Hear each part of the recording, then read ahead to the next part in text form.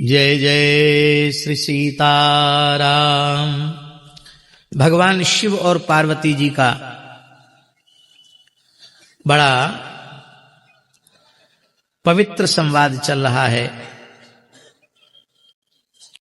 और उस संवाद में भगवान के अवतार का प्रयोजन, उस अवतार प्रयोजन की चर्चा हम लोग कर रहे हैं। कल हमने चर्चा की थी, मुकुट न भय हते भगवाना, तीन जन्म द्विज वचन प्रवाना।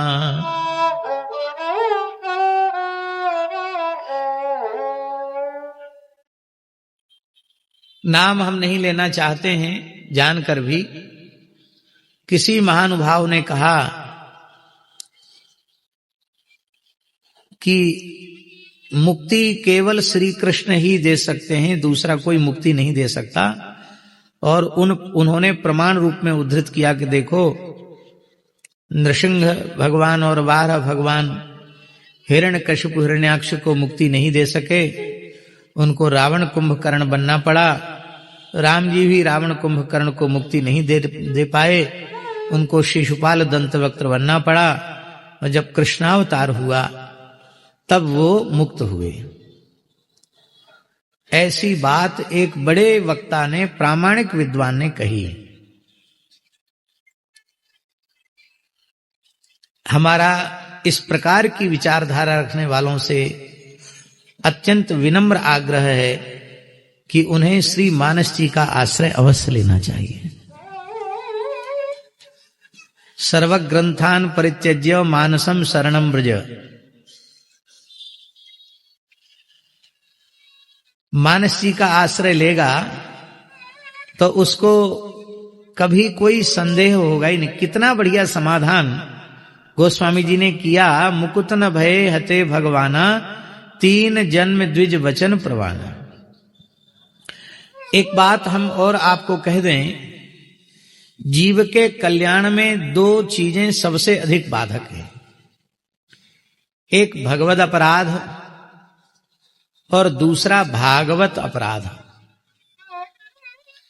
भागवत अपराध के संबंध में कल हमने चर्चा की थी। भगवत अपराध और भागवत अपराध कैसे लगते हैं? भगवत स्वरूपों में भेद करने से भगवत अपराध होता है।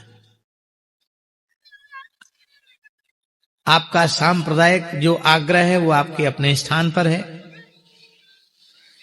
पर यदि मूल वैदिक सनातन आर्ष सिद्धांत का हम विचार करेंगे और उस आर्ष सिद्धांत का विचार करने में व्यास वाल्मीकि को छोड़कर दूसरी गति नहीं है, उनके आश्रय में यदि हम चिंतन विचार करेंगे तो राम कृष्ण नारायण में भेद मानने से काम चलेगा नहीं। अपराध ही अपराध लगेंगे, कुछ हासिल नहीं हो, कुछ प्राप्त नहीं हो। किसी भगवत स्वरूप में भेद बुद्धि नहीं करना। और इस अपराध से नाभा जी ने हम लोगों को बचाया है, टीकाकार प्रियादास जी ने हम लोगों को बचाया है। प्रियादास जी ने क्या कहा? केसन कुटिलताई ऐसे मीने सुखदाई, अगर सुरीत भाई बसोर हार के। आहा, क्या कहना है। देखिए, भगवत अपराध से ही जुड़ा हुआ भागवत अपराध है। यह बात बड़ी बारीक और सूक्ष्म बात है। आप श्री राम जी के अनन्य उपासक हैं। श्री राम जी के प्रति आपका परत्व भाव है, पर जैसा भाव श्री राम जी के प्रति है वैसा भाव श्री कृष्ण के प्रति नहीं है और श्रीमन नारायण के प्रति नहीं है। तो कहीं न कहीं आपकी वाणी से स्खलन जरूर होगा और श्री कृष्ण के प्रति कोई न कोई हल्की बात निकल जाएगी। श्री हरि के प्रति कोई न कोई हल्की बात निकल जाएगी मुझसे। क्यों? अंतःकरण वह वाणी के माध्यम से ही अभिव्यक्त होता है। आपके भीतर क्या चल रहा है आपकी वाणी से ही तो पता चलेगा। बात पहले मन बुद्धि में आती है, फिर वाणी में आती है, क्रिया में बहुत पीछे आती है। जो श्रोता दिखाई पड़ रहे हैं इतने ही श्रोता नहीं हैं। अज्ञात अलक्षित भाव से भगवान के नित्य मुक्त पार्षद जब भगवत कथा आरंभ होती है तो वे सब के सब उपस्थित होते हैं अलक्षित भाव से, गूढ़ रूपेण संस्थिताः।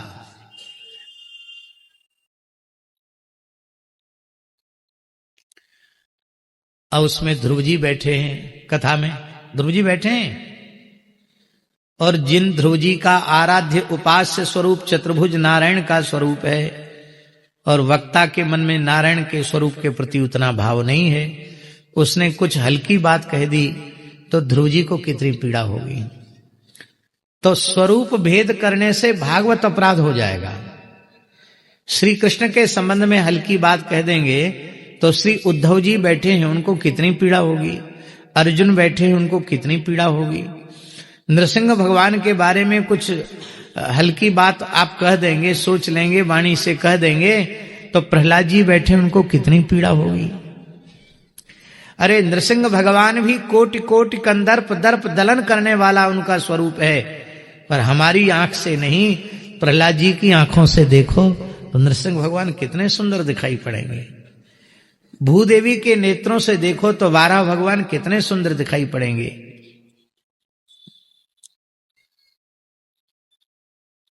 मनु जी के नेत्रों से देखो तो मत्स्य भगवान कितने सुंदर दिखाई पड़ेंगे। सनकादिक भगवान के नेत्रों से देखो तो हंस भगवान कितने सुंदर दिखाई पड़ेंगे। इसलिए सब ही है नित्य। श्री कृष्ण के प्रति भाव है, राम जी के प्रति वैसा भाव नहीं है, तो राम जी के लिए कोई हल्की बात निकल गई और महाराज हनुमान जी तो सबसे पहले आके बैठते हैं, और कहीं हनुमान जी को गुस्सा आ गया तो है? बोलो स्वामी जी। रावण सो भट्ट भयो मुठिका के घाय को, एक घूसा नहीं झेल पाया रावण।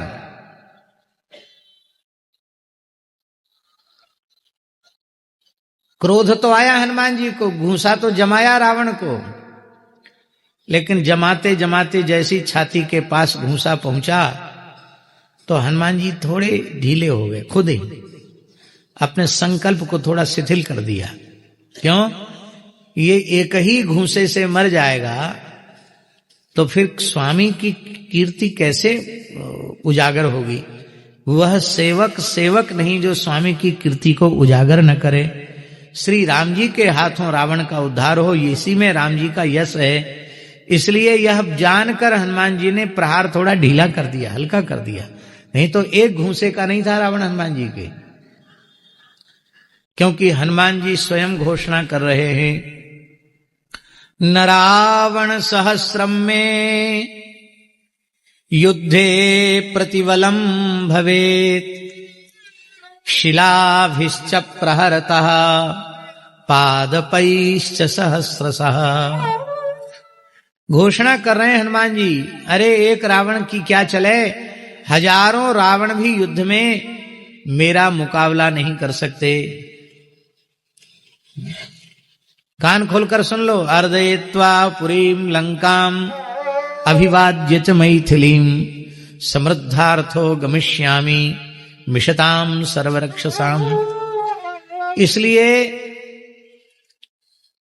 भगवत स्वरूपों में भेद करने से भागवत अपराध और भागवत स्वरूपों में भेद करने से भगवत अपराध, ये दोनों ही अन्योन्याश्रित हैं। इसलिए श्रुत जब सब एक ही है तो जहां श्री कृष्ण का प्रतिपादन किया वहां सबसे परात्पर श्री कृष्ण, जहां राम तत्व का प्रतिपादन किया वहां सबसे परात्पर श्री राम, जहां नारायण तत्व का प्रतिपादन किया वहां सबसे परात्पर श्रीमन नारायण।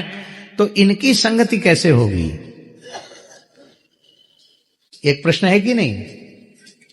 जैसे गोस्वामी जी श्री राम जी के अनन्य उपासक हैं, इसलिए उनके साहित्य में देखो तो विधि ही विधिता, हरि ही हरिता, शिव ही शिवता जिन दई। विनय पत्रिका में विधि को विधिता, हरि को हरिता, शिव को शिवता देने वाले श्री राम जी हैं।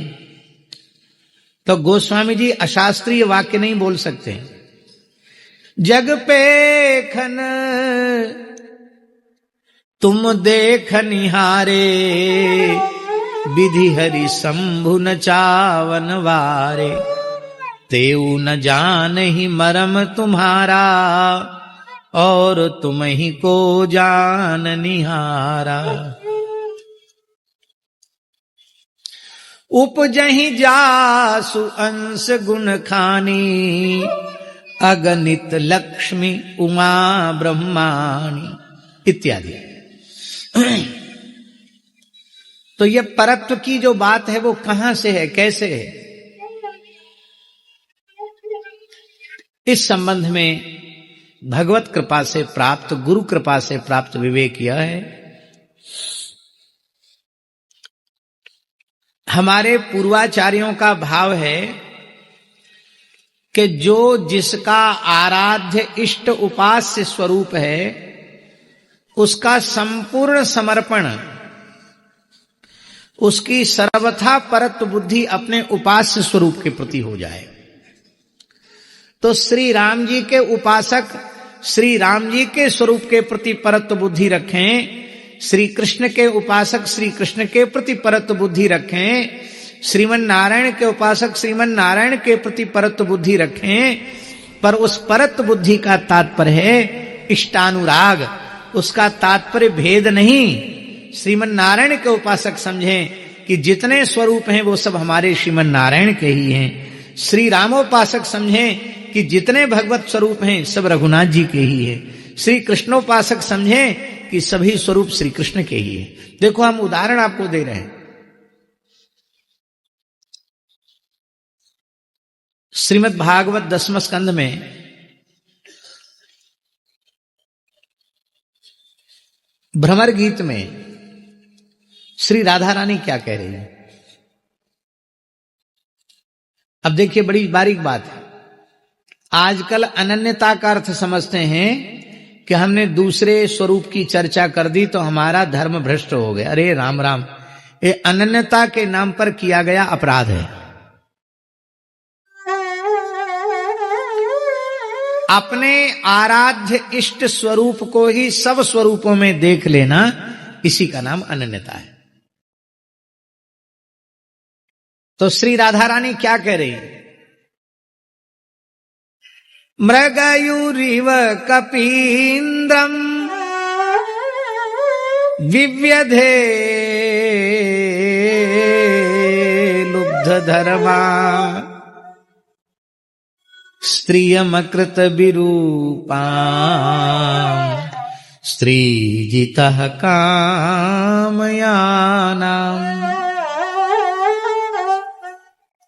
बलिमपि बलिमत्वा वेष्टयध्वांशवद्यः, तदलमसित सख्यै दुस्त्यजस्तत्कथार्थः। श्री राधा रानी कह रही है, अरे भ्रमर, तू उन प्रियतम श्री कृष्ण से हमारी संधि कराना चाहता है। इनकी नस नस हम अच्छी प्रकार से जानती हैं, ये हैं कैसे, कैसे हैं? बोले ये इनके रामावतार का मैं स्मरण कर रहे हैं। अब देखो श्री कृष्ण के रामावतार का स्मरण जान कीजिए, राधा रानी कर रही है। इन्होंने रामावतार में क्या किया, रामावतार का मैं इसलिए स्मरण कर रही हूं कि सब कोई कहे राम सुठी साधु, सरल स्वभाव छुअत छल नाही, ये रामावतार की विशेषता है। और उस रामावतार में जिनमें सिधाई का प्रमाण पत्र इनको मिला हुआ है, उसमें इनका पहला अक्षर देखो, मृगयु इव कपीन्द्रम विव्यधे, बहेलिए के जैसे इन्होंने बाली का वध कर दिया। अरे भाई, भाई भाई की लड़ाई थी, इनको बीच में कूदने की क्या जरूरत थी? अब मान लो लड़ना ही था तो सीधे ताल ठोक कर सामने आते, आओ मैदान में। बाली तो शत्रु की ललकार सुनता ही नहीं, बिटप ओट देखें रघुराई, और फिर उस बेचारे को मार दिया। लुब्ध धर्मा माने पवित्र क्षत्रिय कुल में जन्म लेकर भी व्याध के धर्म का आचरण किया इन्होंने, बहेलिए के जैसा आचरण किया इन्होंने। यह है इनकी सिधाई। दूसरा बताऊं, उस बेचारी शूर्पणखा का दोष क्या था? ये सुंदर ही इतने हैं, जो इनको एक बार देख लेता है अपना सर्वस्व इनके ऊपर न्यौछावर कर देता है, हैं? अब वो इनकी सुंदरता पर आकृष्ट होकर ब्याह का प्रस्ताव लेकर आई, तो ब्याह नहीं करना था तो हाथ जोड़ लेते कि देवी हम करेंगे नहीं, क्या प्रयत्न कर रही हो, हम नहीं करेंगे विवाह, ना हम करेंगे ना हमारा भाई करेगा। बेचारी चली जाती, न खुद किया न भाई से कराया, और कोई पसंद करके उससे ब्याह कर ले इस लायक भी नहीं छोड़ा। अरे नाक कान साबुत रहते तो शायद कोई पसंद कर लेता उसको भी। विरूप और कर दिया, स्त्रियमकृत विरूपाम स्त्रीजितः कामयानाम। चलो, क्षत्रियों में बड़ी राजनीति होती है, राजनीति वालों को छल बल सबका आश्रय लेना पड़ता है। ब्राह्मण का प्रधान लक्षण है मन वाणी क्रिया से ऋजुता। वशिष्ठ स्मृति में वशिष्ठ जी ने ब्राह्मण का कारक लक्षण आर्जव ऋजुता माना है, सरलता। जो उत्कृष्ट श्रेष्ठ ब्राह्मण होगा वो मनवाणी क्रिया से अत्यंत सरल होगा। निश्चल निष्कपट होना ये ब्राह्मण की पहचान मानी है वशिष्ठ जी ने स्मृति में। और ब्राह्मण में भी छोटा सा बालक हो तो बालक तो किसी वर्ण का हो, भोला भाला होता है, निश्चल निष्कपट होता है। छोटे से बटुक ब्रह्मचारी बन गए, अब पहुंच गए बलि के द्वार। बलि के द्वार जाकर के 3 पग पृथ्वी की याचना की। कथा नहीं सुनाना, कथा तो दूसरी कहना, जन्म तक पहुंचना है।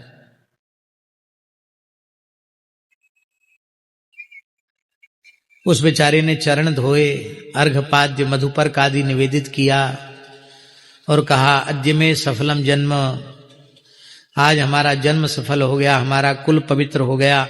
आज ब्राह्मणों ने बड़ी भक्ति पूर्वक अग्नि में आहुति दी। लगता है ब्रह्मर्षिणाम वपु साक्षात मन्ने त्वारे वपुर धर्म। लगता ब्रह्मर्षियों का तेज ही मूर्तिमंत होकर आपके रूप में आ गया है। मैं धन्य हुआ प्रभु। लगता है कुछ लेने की इच्छा से आप आए। आप जो मांगो सो देंगे। भगवान बोले कि तो आपके कुल खानदान की विशेषता है। कंजूस तो आपके परिवार में कोई पैदा ही नहीं हुआ, जो मांगा वो उतने से अधिक दिया। हे महाराज बलि, आपके पिता विरोचन, उन्होंने यह जानते हुए कि यह ब्राह्मण नहीं देवराज इंद्र है, मस्तक मांगा तो मस्तक काट करके दे दिया, मृत्यु का वर्ण कर लिया, पर ब्राह्मण को निराश नहीं किया। और प्रहलाद जी, आपके बाबा प्रहलाद जी, अरे महाराज प्रहलाद जी के बारे में तो कहूं मैं क्या, ये भगवान के वचन है।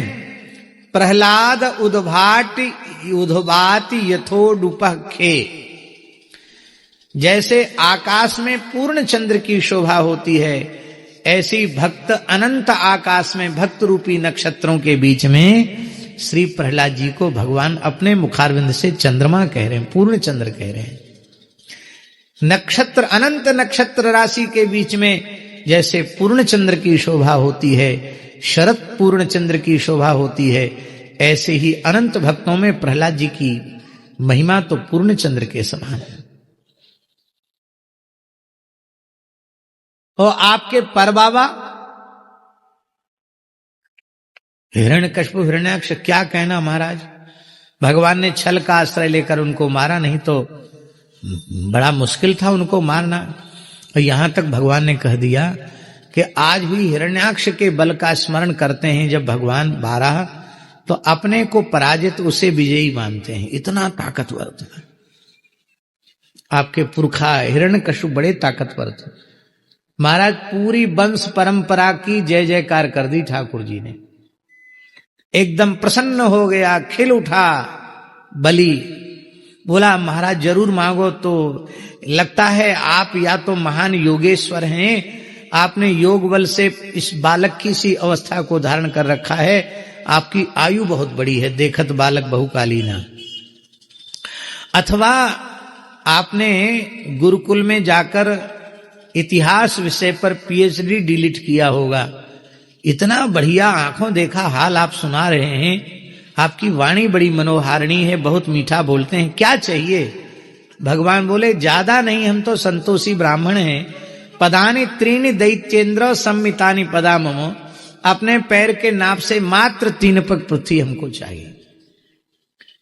यह सुनकर बेचारा बलि हंसा और उसने कहा कि मेरे जैसे दाता को प्रसन्न करके आप एक लोक का लोक मांग सकते थे, 7 द्वीपों में एक द्वीप का द्वीप मांग सकते थे, और आप अपने पैर के नाप से 3 पग पृथ्वी की याचना करके वस्तुतः मेरे जैसे दाता का तिरस्कार ही किया है। इतना कम मांग रहे हो, मैं इतना क्या दूं आपको? आपका आग्रह है, तुम्हारी सेना में बड़े बड़े असुर हैं, 3 पग में ही कम से कम 30-35 योजन नाप देंगे। बोले नहीं नहीं नहीं, दूसरे का नाप नहीं, सम्मितानि पदामो, अपने पैर के नाप से। तो राधा रानी कहती इतने भोले भाले बालक बन के उसको ठगा कि इतना पढ़ा लिखा दैत्यराज चक्कर में आ गया और बोला भाई ब्राह्मणों से विवाद नहीं करना चाहिए, वांछातः प्रतिगृह्यताम, आपकी जैसी इच्छा उतना ही आप ले लीजिए। और जैसे ही दान का संकल्प का जल इनकी हथेली पर आया, ये विराट हो गए, त्रिविक्रम हो गए, और फिर एक पग में संपूर्ण भूलोक नाप लिया, दूसरे पग में बलि का राज्य तो स्वर्ग तक ही था, पर दूसरे पग से भगवान ने ब्रह्मलोक तक नाप लिया, और तीसरे पग के लिए उसे मिथ्याचारी बना करके तू झूठ बोलता है ऐसा आरोप लगा करके गरुड़ जी से कहा इसको पास में बांध कर डाल दो। बड़ी विचित्र बात लिखी, बलिमपि बलिमत्वा वेष्टय ध्वांशवद। संस्कृतज्ञ लोग बैठे हैं, इसकी विशेष व्याख्या नहीं करनी है। ध्वांश माने क्या होता है? क्या होता ध्वांश माने? कौआ होता, कौआ। कौए को जो बलिभुक होता है, कौआ, पितरों को तृप्त करने के लिए काक बलि दी जाती है। कौआ कई बार उसी के सिर पर टोल मार देता है, उन्हीं का खाया, उन्हीं के ऊपर टोल मारी। ध्वांशवद। ये बाहर भीतर दोनों से ही काले हैं, केवल बाहर से ही काले नहीं, भीतर से भी काले हैं। तत् अलम असित सख्य ही, अब नाक तक पानी आ गया है इन कालों की मित्रता से, अब मैं बिल्कुल ऊब चुकी हूं। तद अलम असित सख्य ही। फिर कृष्ण कृष्ण कहकर क्यों रुदन कर रही हो? श्री राधा रानी कहती हैं यही तो बात है, दुस्त्यजस तत्कथार्थ। प्रियतम श्री कृष्ण चले गए, पर उनका नाम, उनका रूप, उनकी लीला, उनकी कथा ये दुस्त्यज है, क्योंकि यही तो मेरे जीने का सहारा है, यही तो मेरा प्राण है। इतना कहकर ही संपूर्ण निंदा स्तुति में बदल गई। इसको कहते हैं गिरधर जी निंदा ब्याज स्तुति।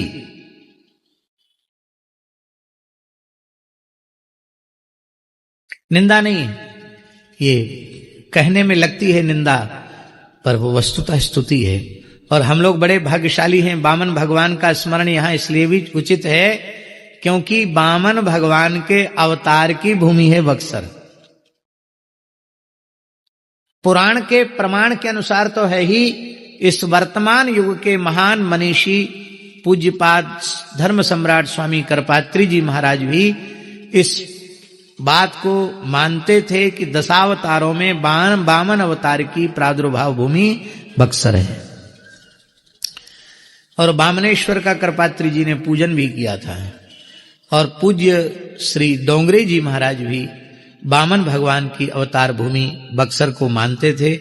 बक्सर में उन्होंने कथा कही और वामनेश्वर का पूजन किया। बोलो वामनेश्वर भगवान की जय।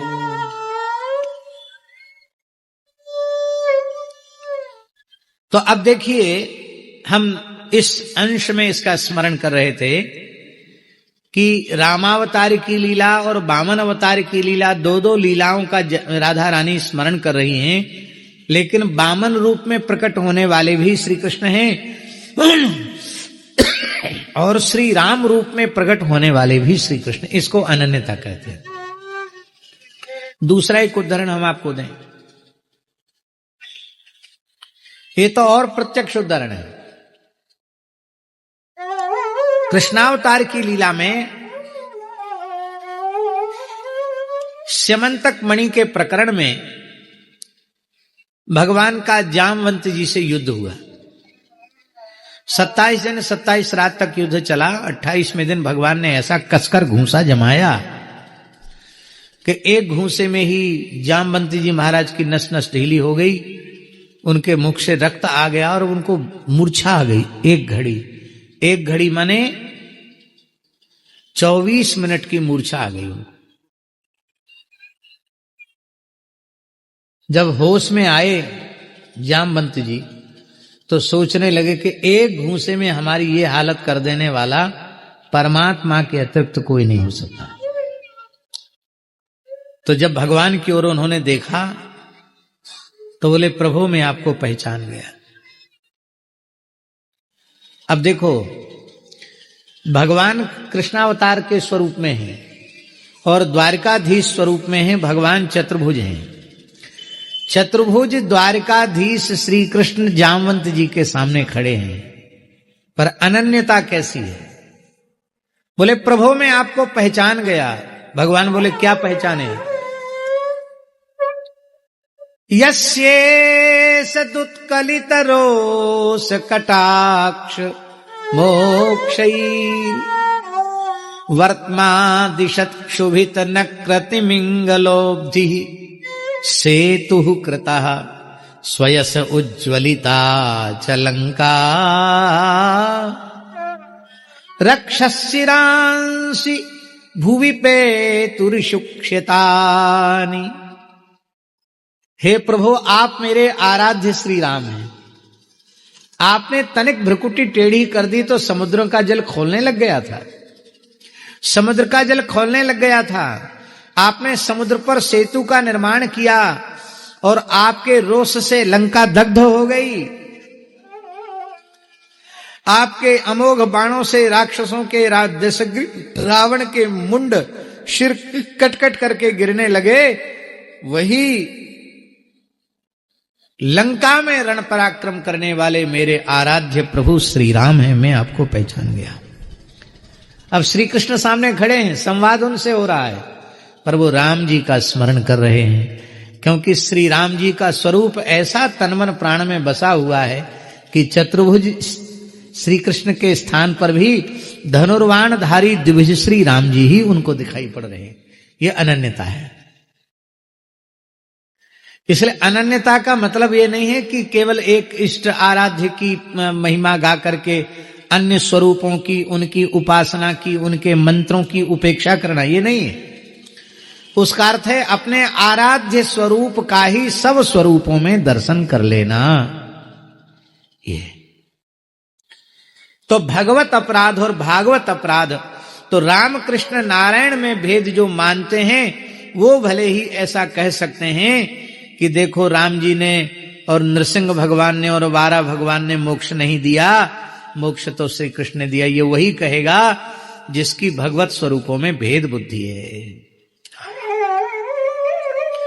और गोस्वामी जी ने इसका बढ़िया समाधान कर दिया।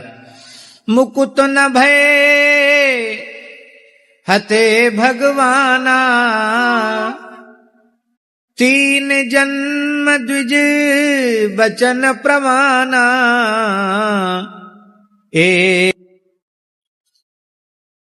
एक प्रश्न होता है कि ये इतने अवतार के प्रयोजन और इतनी अलग अलग कथाएं क्यों कह दी गई? उसका समाधान भगवान व्यास ने किया है क्वचित क्वचित पुराणेषु विरोधो यदि लभ्यते कल्प भेदेन तत्सर्वम समाधेयम मनीषिभिः। कथाओं में भेद यदि समझ में आवे तो उनको भेद के रूप में नहीं समझना, कल्प भेद से उसका समाधान कर लेना चाहिए। किसी प्रेमी ने एक बात मन में प्रस्तुत की है जिज्ञासा कि भगवान श्री राम ने 11,000 वाल्मीकि के अनुसार और भागवत जी के अनुसार 13,000 वर्ष तक लीला की, फिर भी लगभग 47 वर्ष की लीला सुनने को मिलती है, ऐसा क्यों? और दूसरा कहा है कि भगवान श्री कृष्ण ने मात्र 125 वर्ष की लीला की, फिर उनकी लीला अपेक्षाकृत अधिक सुनने को क्यों मिलती है? ये जिज्ञासा आपकी यह प्रमाणित कर रही है कि आपने संपूर्ण व्यास वाल्मीकि साहित्य को नहीं देखा।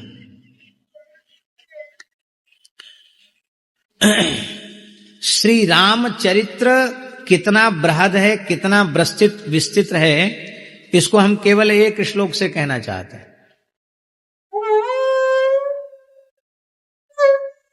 और ये सामान्य व्यक्ति की वाणी नहीं है, परमहंस चक्र चूड़ामणि आचार्य महामुनिंद्र भगवान श्री शुकदेव जी की वाणी है। यस्यामलम नृपसदस्सु यशोधुनापि गायन्त्यघग्नमृषयो दिगिभेन्द्रपट्टम् तम नाकपाल वसुपाल किरीट जुष्ट पादाम्बुजम रघुपतिम शरणं प्रपद्ये। पादाम्बुजम रघुपतिम शरणं प्रपद्ये।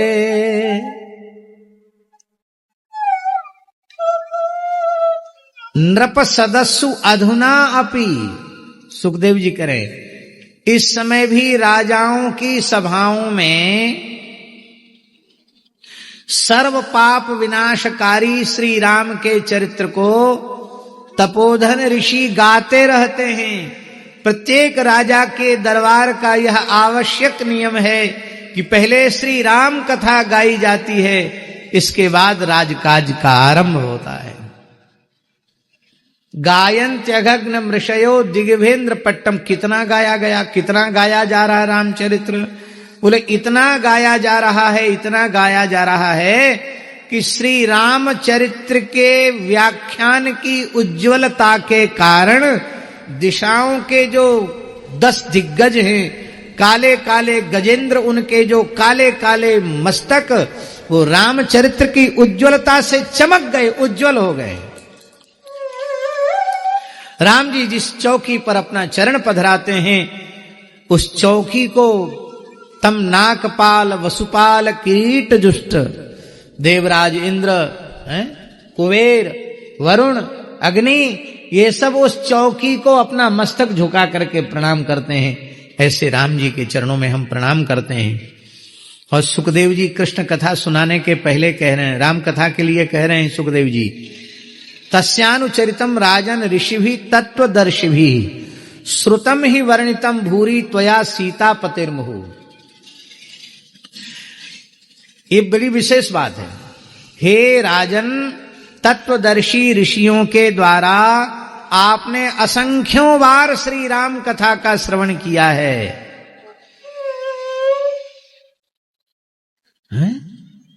तस्यानुचरितम राजन ऋषिभि तत्वदर्शी श्रुतम ही वर्णितम भूरि, खूब भर भर करके राम जी का यश गाया है, आनंद में उल्लसित होकर के ऋषियों ने।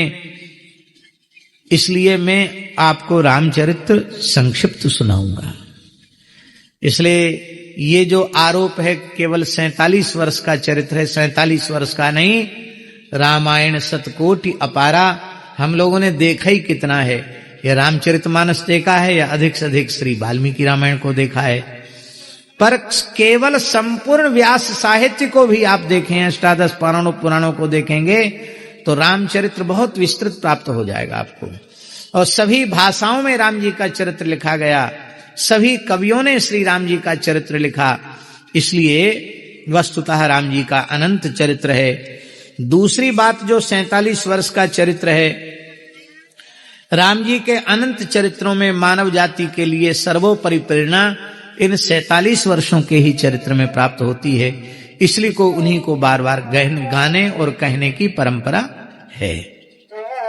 बोलो भक्तवत्सल भगवान की जय। दूसरी बात इन्होंने पूछी है कि किसी स्थान पर अखंड नाम संकीर्तन होता है, अखंड रामचरितमानस होता है, तो वहां जाकर कुछ मासिक दक्षिणा लेकर, वेतन लेकर के क्या कीर्तन या पाठ किया जा सकता है? सर्वोत्तम पक्ष तो यही है कि अत्यंत निष्काम भाव से, निर्लोभ भाव से, बिना कुछ लिए हुए ही कीर्तन करना चाहिए और मूल पाठ करना चाहिए, वो सर्वोपरि है। लेकिन हम एक बड़ी विनम्रता पूर्वक एक बात कह रहे हैं, लोग अपने उदर की पूर्ति के लिए पता नहीं कौन कौन से काम नहीं कर रहे हैं। करने योग्य तो कर ही रहे हैं शास्त्री जी, जो न करने योग्य हैं, सर्वथा अकरणीय हैं, उनको भी कर रहे हैं। तो उसकी अपेक्षा वे लोग बहुत अच्छे हैं जो अखंड कीर्तन में बैठ के, अखंड पाठ में बैठ के कुछ मिल जाता है तो उससे अपने गृहस्थाश्रम का पोषण कर लेते हैं। यदि आपके परिवार की इस प्रकार की आवश्यकता है तो मेरे विचार से यह कोई अनुचित नहीं है, आप ले लें तो इसमें क्या दोष है। और हम तो कहते हैं कथा कीर्तन वालों का खूब आदर करना ही चाहिए। हम नहीं कह रहे, व्यास भगवान ने अनेक जगह पुराणों में कहा है कि कथा कीर्तन में लगे हुए लोगों का आदर करना चाहिए, यथासाध्य उनका पूजन और आदर करना ही चाहिए। यही हमारी सनातन शिष्ट परंपरा है, इसलिए दोनों बातें सही है। बोलो भक्तवत्सल भगवान की जय। अब एक और दूसरे कल्प की चर्चा अत्यंत संक्षेप में हम प्रस्तुत कर रहे हैं, और पहले उसकी एक तात्विक चर्चा कर लें। शिव पुराण में भी नारद मोह लीला का वर्णन है, और शिव पुराण से ही रामचरितमानस में गोस्वामी जी ने इस प्रसंग को उद्धृत किया है। क्योंकि वहां आप मूल में शिव पुराण देख लो और यहां नारद विमोहन लीला देख लो, एक ही जैसे भाव हैं दोनों जगह, इसलिए वही भाव है। पर सच्ची बात यह है कि देवर्षि नारद जी हैं कौन, इसका विचार करें। देवर्षि नारद जी कौन है? तो देवर्षि नारद जी भगवान नारायण के 24 अवतारों में एक अवतार है। श्री नारद जी कलावतार हैं। कलावतार का अर्थ है ज्ञानोपदेश के लिए ही भगवान ने नारद रूप में अवतार ग्रहण किया है। जब साक्षात भगवत अवतार है नारद जी, तो उनमें मोह हो सकता है क्या? उनको क्रोध हो सकता है क्या? उनमें शोक हो सकता है क्या?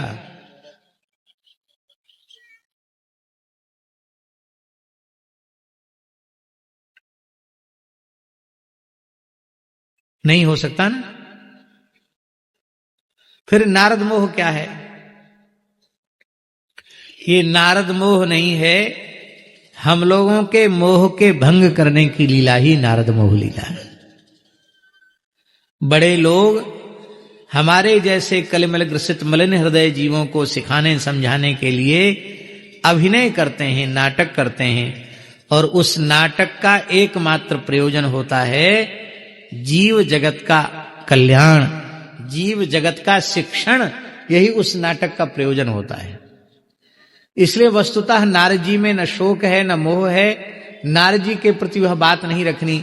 बाकी नारद जी के चरित्र के माध्यम से हम सबको शिक्षा मिल रही है कि भाई इतने बड़े नारद जी जो साक्षात भगवान के अवतार हैं, ब्रह्मा जी के गोद से मानस पुत्र के रूप में जिनका जन्म हुआ है, स्वयं भगवान के पार्षद हैं और जिनकी गति अव्याहत गति है, रमा वैकुंठ तक जो चल करके जा सकते हैं, ऐसे मन की गति के समान सर्वत्र प्रकट हो जाने वाले नारद जी, यदि उन नारद जी के मन में भी अहंकार आ जाए तो क्या स्थिति बन सकती है उनके जीवन में। तो साधक जो कुछ करे उसमें वह हरि गुरु संतों के प्रति कृतज्ञता के भावों से भर जाए, अपने साधन का अहंकार भी उसके मन में न आवे। हम बड़े निर्विकार हैं, हम बड़े जितेंद्रिय हैं, इस प्रकार का अहंकार साधक में न पनपने पावे, क्योंकि वही उसके पतन का कारण बन जाएगा। ये बात सिखाने समझाने के लिए नारद जी की ये लीला है, और इस लीला का प्रयोजन है, कल हमने चर्चा की थी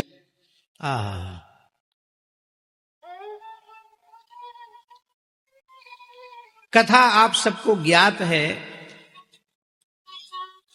कि सुमिरत हरि ही साप गति बाधी, भगवान का स्मरण करते करते दक्ष के साप की गति भी बाधित हो गई और नारद जी समाधि में चले गए, और हजारों वर्ष तक नारद जी की समाधि लगी रही। इंद्र को भय हो गया, कहीं हमारा इंद्रासन लेने के लिए तो नहीं कर रहे हैं। काम को सेना के समेत भेज दिया और काम ने घुटने टेक दिए। नारद जी के चित्त में तनिक भी विकार उत्पन्न नहीं हुआ, और विकार तो उत्पन्न नहीं ही हुआ, यह कामदेव मेरी तपस्या में, मेरी साधना में विघ्न करने आया है, यह जानकर भी उन्होंने कामदेव पर अनुग्रह किया, उस पर क्रोध नहीं किया। और इस बात का उन्हें अहंकार हो गया कि काम तो शंकर जी ने भी जलाकर भस्म किया, पर क्रोध तो उनको आ गया। पर देखो नारद की विशेषता कि काम का को भी जीत लिया और क्रोध को भी जीत लिया। और इस बात को उन्होंने भगवान शिव से जाकर बताया। शंकर जी ने कहा कि देखो, हमको तो आपने सुना दिया, बहुत अच्छा किया, लेकिन भूल कर भी भगवान नारायण को ये बात मत बता देना। और यहां तक कह दिया कि पूछे हो, वो पूछेंगे तो भी दुरावो जब ही, तो भी तुम छिपा लेना। वो खोद खोद के पूछना चाहेंगे तो गोल मटोल करके, टाल मटोल करके आगे बढ़ जाना, उसको मत बोलना। लेकिन वो कहां मानने वाले थे। फिर वैकुंठ भी चले गए और वहां नारद कहु सहित अभिमाना, क्या क्या कहा, कृपा तुम्हारी सकल भगवाना।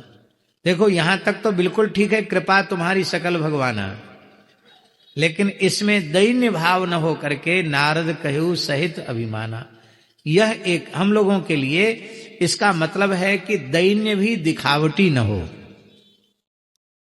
पूज्य बक्सर वाले महाराज जी का सबसे बड़ा वैशिष्ट्य कि मन वाणी क्रिया से उनमें सहज दैन्य की प्रतिष्ठा थी। इसी आश्रम की बात है, मैं उनका नाम नहीं जानता, अब पता नहीं उनका शरीर है कि नहीं, कई साल पुरानी बात है। एक बहुत बुजुर्ग ऊंचे लंबे से व्यक्ति आए, पजामा कुर्ता पहने हुए थे, और पूज्य महाराज जी के कक्ष में उन्होंने प्रवेश किया। हम भी वहीं बैठे थे, तो मामा जी ने साष्टांग प्रणाम किया उनको। तो मुझे अपने मन में लगा, ये कुर्ता पैजामा वाले व्यक्ति को कुर्सी पर बिठाया, खुद नीचे बैठ गए, लंबी दंडोत कर रहे हैं, ये कौन महापुरुष हैं?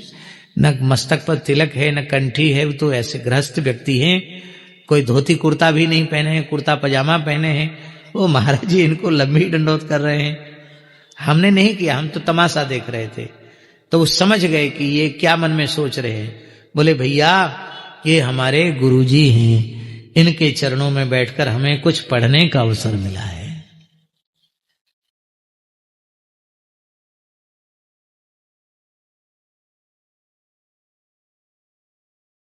अभी साधु तो बने नहीं, खाली वेश मात्र धारण कर लिया, और हम लोगों का अहंकार इतना सातवें आसमान पर पहुंच जाता है कि सब दुनिया दुनिया दुनिया, पता नहीं दुनिया ही से आए, दुनिया को कितना घृणित मानते हैं, और फिर इतनी उपेक्षा करते हैं गृहस्थी मानकर जिसका कोई ठिकाना नहीं।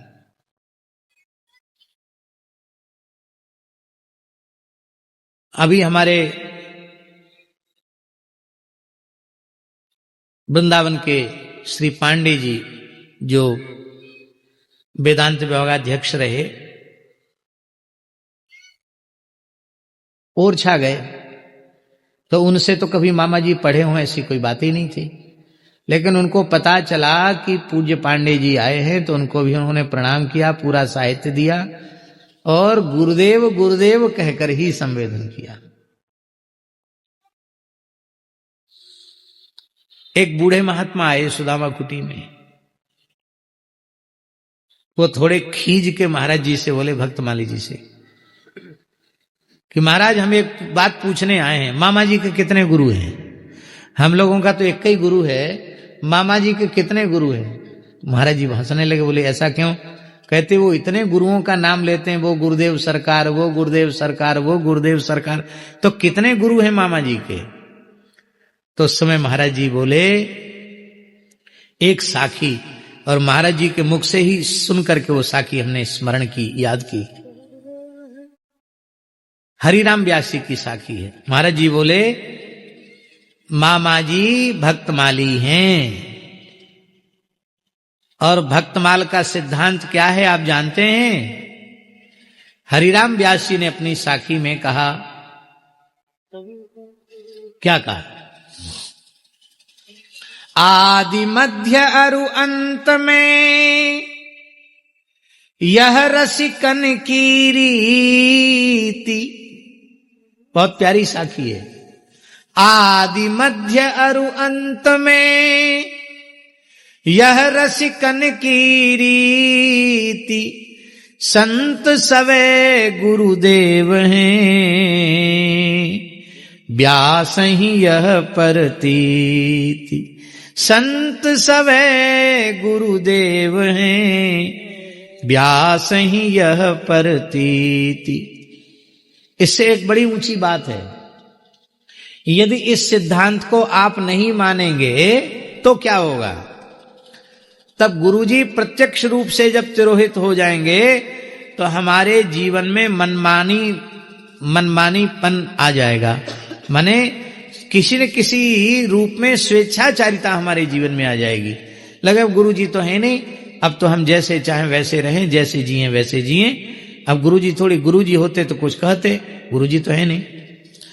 और ये भाव हो जाए कि संत सवे गुरुदेव हैं, व्यास ही है प्रतीत, तो उसके लिए गुरु तत्व का कभी अभाव नहीं होगा, क्योंकि संत सदा गुरु रूप में उसे दर्शन देते रहेंगे, और दर्शन ही नहीं देते रहेंगे, मार्गदर्शन करते रहेंगे, अंकुश लगाते रहेंगे, नियंत्रित करते रहेंगे।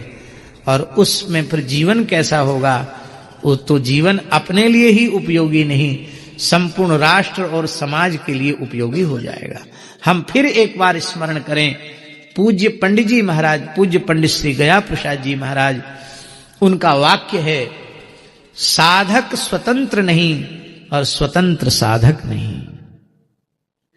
जो अपने को स्वतंत्र मानता वो कभी साधक नहीं हो सकता, और जो साधक होगा वो कभी स्वतंत्र नहीं होगा।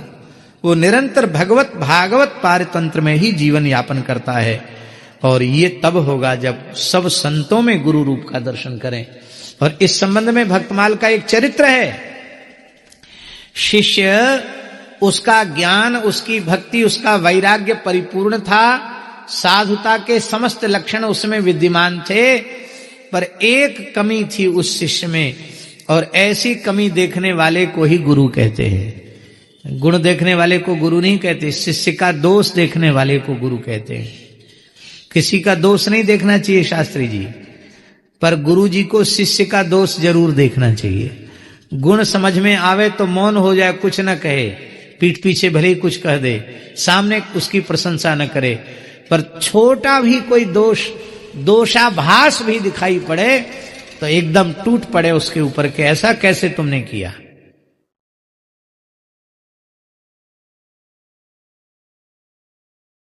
और शिष्य ही सारी व्यवस्था संभालता था। एक बार शिष्य जमात के सहित रामत के लिए जा रहा था।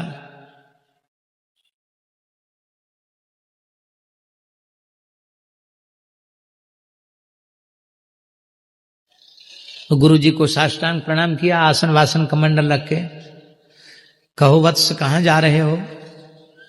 कहा गुरुदेव प्रतिवर्ष रामत के लिए जाते हैं, संत सेवा गो सेवा के लिए, आपकी आज्ञा, वहां जा रहे हैं। जाओ, बहुत अच्छी बात है। बहुत दिन से हमारे मन में तुमसे कुछ कहने का मन था कि कुछ एक बात तुमको बताऊं।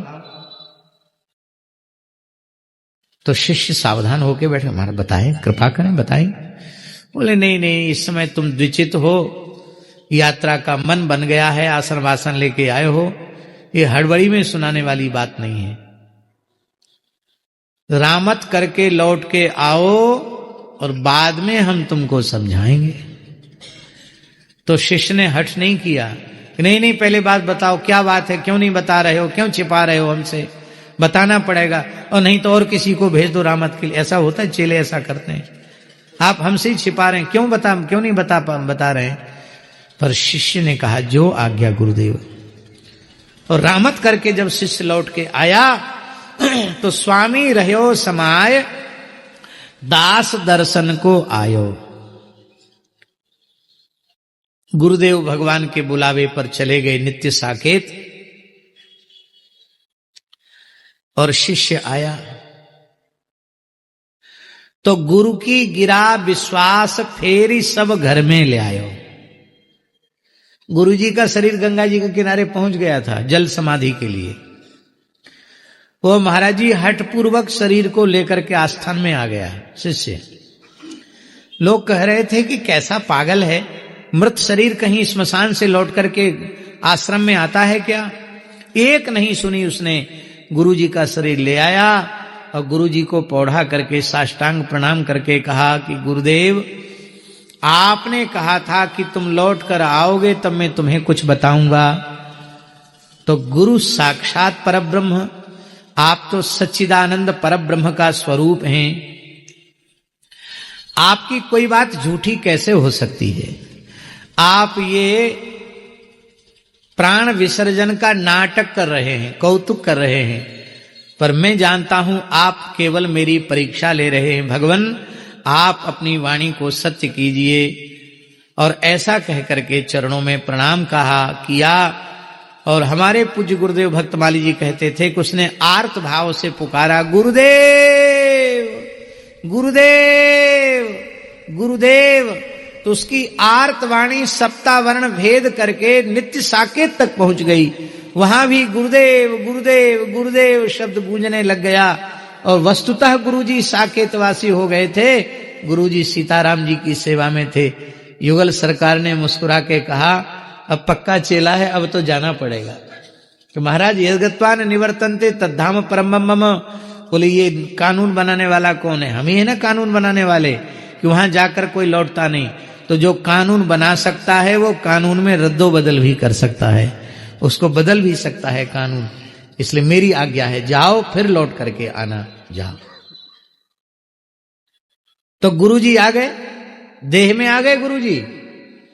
और गुरुजी जैसे कोई सोया हुआ पुरुष जाग जाए, ऐसे गुरुजी उठ के बैठ गए। बोलो गुरुदेव भगवान की जय। बोले बेटा सच्ची बात यह है कि हम नाटक नहीं कर रहे थे, हमारे शरीर की अवधि पूरी हो गई थी, पर तेरी गुरु निष्ठा के कारण मुझे नित्य साकेत से लौटकर यहां शरीर में आना पड़ा। तो बेटा जो बात मैं तुम्हें बताना चाहता था वो ये है, तुम जैसा भाव मेरे प्रति रखते हो गुरु भाव, ऐसा गुरु भाव सभी संतों के प्रति रखो। सब संतों के प्रति गुरु भाव तुम्हारा नहीं है, इससे हानि तुम्हारी ये होगी कि हमारा शरीर नहीं रह जाएगा तो तुम्हारे जीवन में मनमानीपन आ जाएगा, तुम्हारा जीवन अनियंत्रित हो जाएगा, पतन की आशंका रहेगी। और जब मेरा दर्शन सब संतों में करोगे तो तुम्हें कभी गुरु तत्व का अभाव नहीं होगा।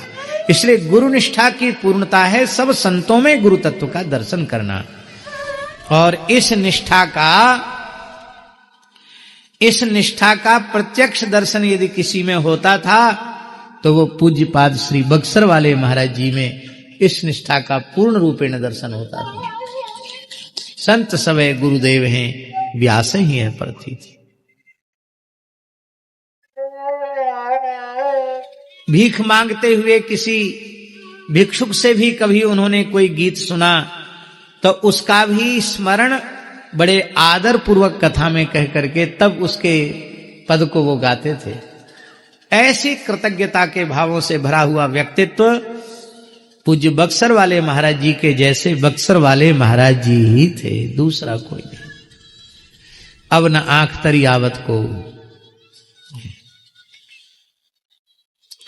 इसलिए सर्वत्र गुरु तत्व का दर्शन करना यही इसका मूल आधार है। और यह बात बिल्कुल पक्की है कि भगवान में और नारद जी में तनिक भी अंतर नहीं है, लेकिन फिर भी ये नारद मोह की लीला केवल हम लोगों को समझाने के लिए। और भगवान नारायण ने कहा, अरे महाराज आपको कहां काम क्रोध व्याप्त हो सकते हैं। आप जैसे महात्मा का कोई स्मरण कर ले तो स्मरण कर्ता के काम क्रोध नष्ट हो जाएंगे। भला काम क्रोध की इतनी शक्ति कहां जो आप जैसे महात्मा को विचलित कर सकें, क्षुब्ध कर सकें।